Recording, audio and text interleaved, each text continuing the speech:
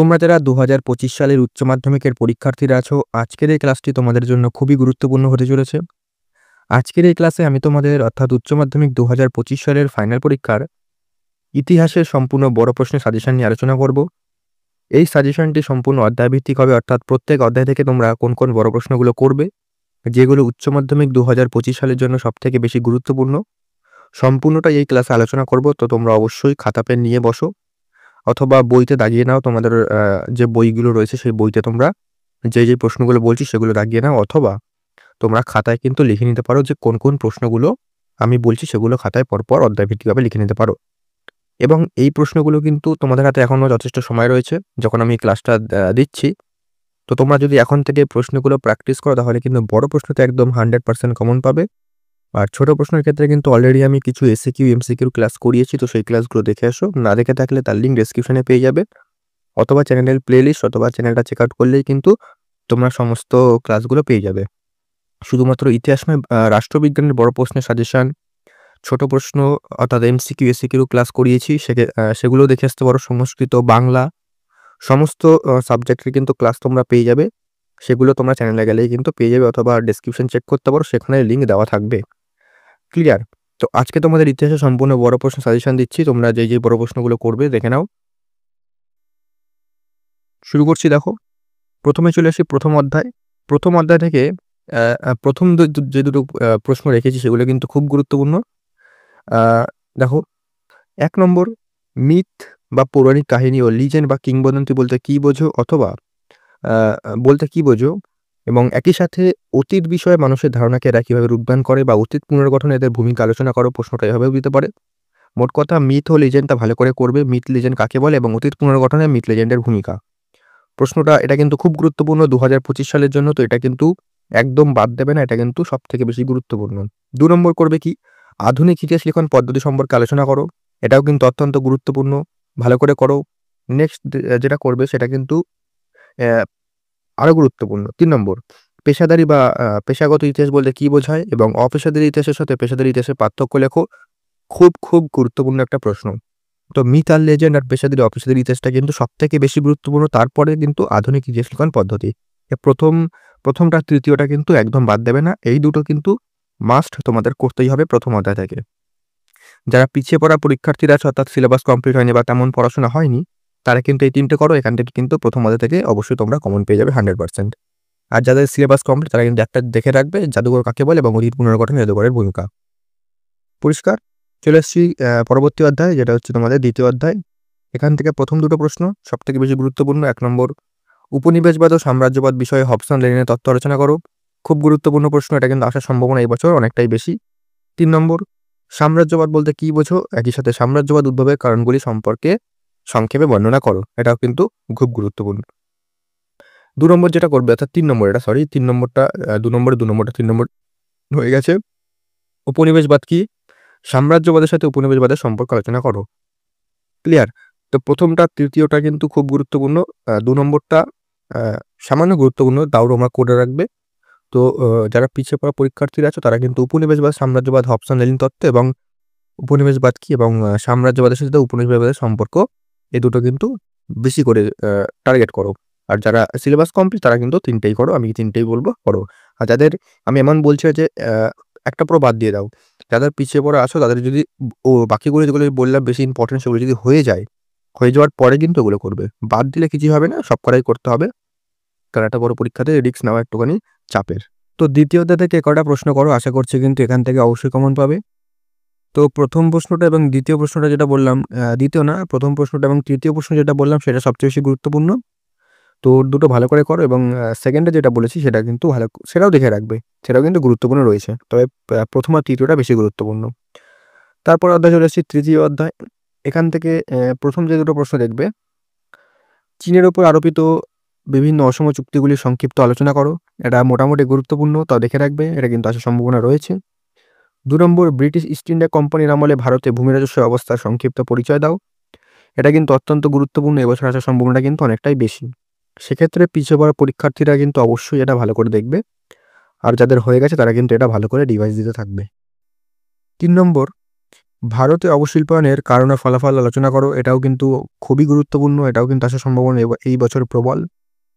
4 নম্বর, ঔপনিবেশিক ভারতে রেলপথ প্রবর্তনের উদ্দেশ্য ও প্রভাব আলোচনা করো, এটাও কিন্তু খুব গুরুত্বপূর্ণ, তো এই প্রশ্নটাও কিন্তু ভালো করে দেখবে। 5 নম্বর করবে পলাশির যুদ্ধ বক্সারের যুদ্ধের ফলাফলের তুলনামূলক আলোচনা করো, এটাও কিন্তু অত্যন্ত গুরুত্বপূর্ণ। 6 নম্বর নানকিংয়ের সন্ধি ও তিয়ানজিনের সন্ধির মূল শর্তগুলি আলোচনা করো, এটাও কিন্তু খুবই গুরুত্বপূর্ণ। তো এই দুটোর মধ্যে কিন্তু একটা আসতে পারে। আর প্রথমে যে প্রশ্নগুলো বললাম সেগুলো কিন্তু ভালো করে করো, সেগুলোও কিন্তু খুবই গুরুত্বপূর্ণ। এখান থেকে একটা প্রশ্ন দেখে রাখবে, যেটা হলো চিরস্থায়ী বন্দোবস্তের প্রধান শর্তগুলি লেখো, অথবা একই সাথে ভারতীয় অর্থনীতিতে এর প্রভাব কী ছিল।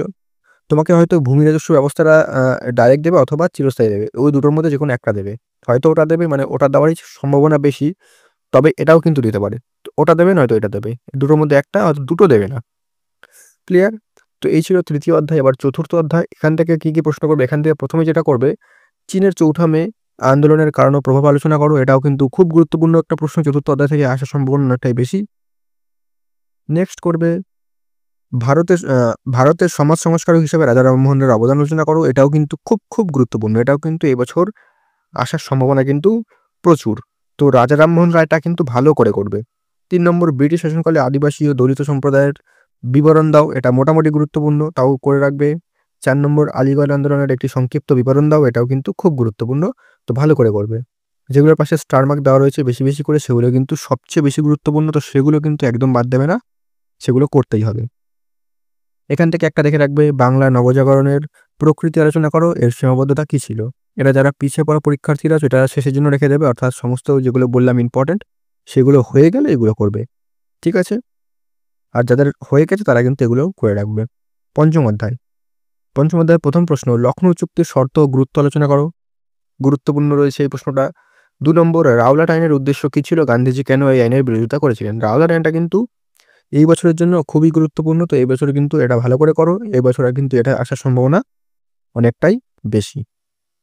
তারপরে চলে আসছি 3 নম্বর প্রশ্ন, মন্টেগু চেমস্ফোর্ড সংস্কার আইন, অর্থাৎ 1919 সালে যে ভারত শাসন আইন, সেটাও মন্টেগু চেমস্ফোর্ড আইন নামে পরিচিত। তো সেই আইনের সমালোচনামূলক আলোচনা, এটা কিন্তু এই বছরের জন্য অত্যন্ত গুরুত্বপূর্ণ, তো এটা কিন্তু ভালো করে করবে। 4 নম্বর, জালিয়ানওয়ালাবাগের হত্যাকাণ্ডের প্রেক্ষাপট কী ছিল, এই ঘটনার গুরুত্ব আলোচনা করো। জালিয়ানওয়ালাবাগের হত্যাকাণ্ডটাও কিন্তু এবছর গুরুত্বপূর্ণ রয়েছে, তো এবছর কিন্তু এই প্রশ্নটা কিন্তু ভালো করে করবে, এটার কিন্তু আসার সম্ভাবনা অনেকটাই আছে। চলে আসছি, তোমাদের দুটো দেখে রাখবে এখান থেকে, যারা পিছিয়ে পড়া পরীক্ষার্থীরা আছে যাদের থেকে যে প্রশ্নগুলো আগে বললাম সেগুলো করবে, তারপরে কিন্তু এগুলো সময় থাকলে করবে। 1919 খ্রিস্টাব্দের মল্লা মিন্টো সংস্কার আইনের প্রধান বৈশিষ্ট্য ও গুরুত্ব আলোচনা করো। আরেকটা যেটা দেখবে, কোন পরিস্থিতিতে মিরাট ষড়যন্ত্র মামলা শুরু হয়েছিল এবং এর ফলাফল কী হয়েছিল। তো এই দুটো কিন্তু সময় থাকলে দেখবে, যাদের হয়ে গেছে তারা কিন্তু অবশ্যই দেখে যাবে। ষষ্ঠ অধ্যায়, এখান থেকে প্রথম যে প্রশ্নটা দেখবে, ভারত ছাড়ো আন্দোলনের ঐতিহাসিক তাৎপর্য ব্যাখ্যা করো এবং এই আন্দোলনে মহিলাদের অংশগ্রহণ সম্পর্কে সংক্ষেপে লেখো, খুব খুব খুব গুরুত্বপূর্ণ, এটা কিন্তু আসার সম্ভাবনা এই বছর অনেকটাই বেশি। অথবা এভাবে দিতে পারে প্রশ্ন তোমাদের, 1942 খ্রিস্টাব্দের ভারত ছাড়ো আন্দোলন সম্পর্কে একটি নিবন্ধ লেখো, এভাবে দিতে পারে। প্রশ্ন যেভাবে দিক না কেন তোমাদের কিন্তু উত্তরটা সেমই হবে। অনেক সময় প্রশ্ন কিন্তু প্রথম টার্ম যেমন বললাম সেভাবে দিতে পারে, অথবা এইভাবেও দিতে পারে। সেক্ষেত্রে তোমাদের মূল হচ্ছে ভারত ছাড়ো আন্দোলনটা ভালো করে পড়তে হবে, ঠিক আছে। 2 নম্বর দেখবে কি, ভারতবর্ষের স্বাধীনতা সংগ্রামে সুভাষচন্দ্র বসুর অবদান পর্যালোচনা করো। সুভাষচন্দ্র বসু এই বছর কিন্তু অত্যন্ত গুরুত্বপূর্ণ, তো নেতাজি সুভাষচন্দ্র বসুটা কিন্তু ভালো করে করবে। তো ওদিকে বললাম রাজা রামমোহন রায়, এখানে কিন্তু সুভাষচন্দ্র বসু, এই দুটো কিন্তু অত্যন্ত গুরুত্বপূর্ণ এই বছরের জন্য। 3 নম্বর, হোচিমিনের নেতৃত্বে ভিয়েতনামের মুক্তিযুদ্ধের একটি সংক্ষিপ্ত বিবরণ দাও, খুব গুরুত্বপূর্ণ প্রশ্ন, ভালো করে করবে। সপ্তম অধ্যায় চলে এসেছে, এখান থেকে 3টে প্রশ্ন কিন্তু গুরুত্বপূর্ণ, 3টের মধ্যে কিন্তু আসার সম্ভাবনা অনেকটাই বেশি, যেখান থেকে বেশি প্রশ্ন দিনই এই 3টের মধ্যেই কিন্তু তোমরা কমন পেয়ে যাবে। সপ্তম অধ্যায় প্রথম করবে, সুয়েজ সংকটের তাৎপর্য ব্যাখ্যা করো, খুব খুব গুরুত্বপূর্ণ। 2 নম্বর, কোরিয়া যুদ্ধের ফলাফল ও তাৎপর্য কী ছিল, এটা কিন্তু মোটামুটি গুরুত্বপূর্ণ, তো সুয়েজ সংকটটা ভালো করে দেখবে, কোরিয়াটাও দেখে রাখবে, গুরুত্বপূর্ণ রয়েছে, তবে সুয়েজ সংকটটা বেশি গুরুত্বপূর্ণ। 3 নম্বর, ঠান্ডা লড়াই বলতে কী বোঝো এবং ঠান্ডা লড়াইয়ের তাত্ত্বিক ভিত্তি আলোচনা করো, ঠিক আছে। অথবা প্রশ্ন এভাবে দিতে পারে, ঠান্ডা লড়াইয়ের প্রেক্ষাপট আলোচনা করো, ঠিক আছে। মোট কথা তোমরা ঠান্ডা লড়াইটা কিন্তু ভালো করে রাখবে, ঠান্ডা লড়াইটা কিন্তু আসার সম্ভাবনা এবছর রয়েছে। নেক্সট করবে জোট নিরপেক্ষ নীতি কী ছিল এবং জোট নিরপেক্ষ আন্দোলনের উদ্দেশ্য আলোচনা করো। তো জোট নিরপেক্ষ আন্দোলনটা ভালো করে করো। এখান থেকে একটা দেখে রাখবে ট্রুম্যান নীতি ও মার্শাল পরিকল্পনা সম্পর্কে সংক্ষেপে লেখো। এরা দেখে রাখবে, ঠিক আছে?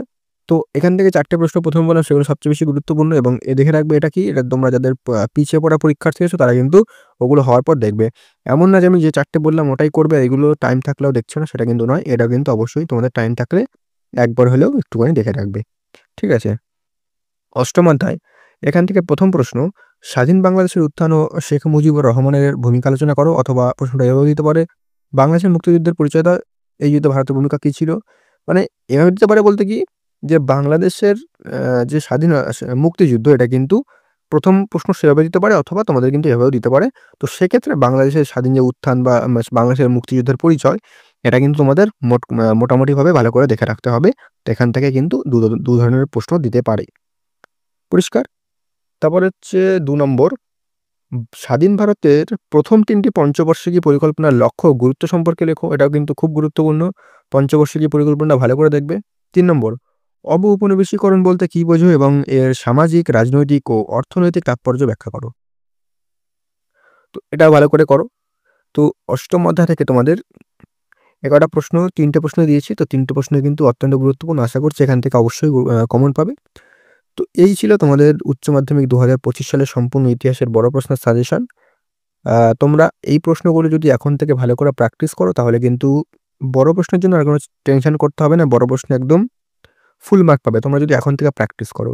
পরীক্ষার আগে ২-৩ দিন যদি এই প্রশ্নগুলো নিয়ে সাজেশন নিয়ে প্র্যাকটিস করো তাহলে কিন্তু পরীক্ষায় গিয়ে তেমন ফল তোমরা করতে পারবে না বা তেমন উত্তর লিখতে পারবে না।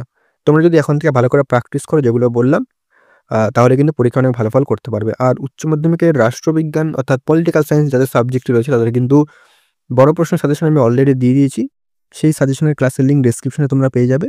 তো সেই ক্লাসটা করে আসো। তার সাথে রাষ্ট্রবিজ্ঞান, ইতিহাস, বাংলার যে শর্ট কোয়েশ্চেন অর্থাৎ এমসিকিউ, এসএকিউ সেগুলোর কিন্তু আলোচনা করেছি।